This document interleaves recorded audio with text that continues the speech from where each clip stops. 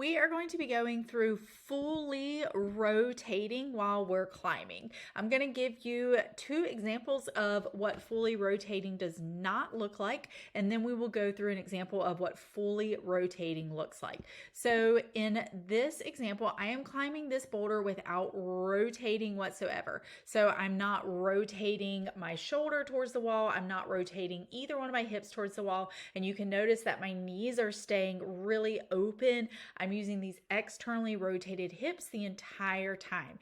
This can be a really great position, but sometimes this can cause us to need to pull down more, which isn't quite as efficient. Now, what I'm doing here is kind of this halfway motion. So I'm rotating one hip in towards the wall, but my chest is staying really square. And this is a lot where we can get stuck, where we're kind of trying to rotate, but we rotate our hip, but we don't follow through with our chest and our shoulders. So this is that kind of like rotating in the hip, but then we're not following through with the upper body. And again, it's just making us lose a lot of leverage. So you can see a really good example of this right here where I rotate with my hip. So my hip is rotating in towards the wall, but then my upper body really isn't. I don't let it just flow through, and it causes me to be way less efficient with my movement. And again, right here, you can see where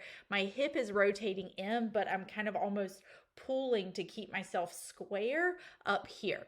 Now we're going to go through what it looks like when you are fully rotating through your hips and your upper body. And this is our goal, to have you guys fully rotating. This isn't what you need to use every single time you rotate, but we want to make sure that number one, this is a skill that we have in our skill set, and number two, that you get used to that feeling of fully rotating, because a lot of times we think we are, but we're still fairly square. So I want you to notice how here you can't see both of my shoulders anymore. So hip in towards the wall and shoulder facing the wall at the same time. And I'm really trying to over exaggerate it here, but you can see now where I really have that hip turned and shoulder turned. They're in the same plane of motion here. And we'll just kind of keep going through. And again, this is a really good example right here too. And you can see how like literally I'm almost perpendicular to the wall, and I'm really rotated over. And we never saw any of that when I was climbing like half with hip rotated in and chest not rotated in. So your goal is to focus on this hip and chest, same plane of motion towards the wall as much as you can. It is going to elongate your reach so much, and it can make your climbing feel way more efficient when you use it appropriately. And here's a really good example too. Here in the end, we've got a little drop knee there, and again, able to get like really perpendicular to the wall and elongate that reach. And there's hardly any pulling that really has to happen with this opposite hand. So that is your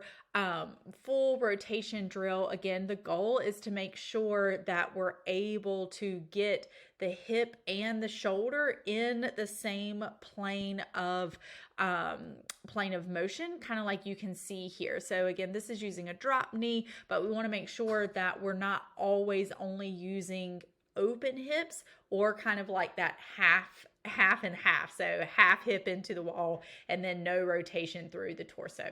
All right. Hopefully that helps. Let me know if you have any questions.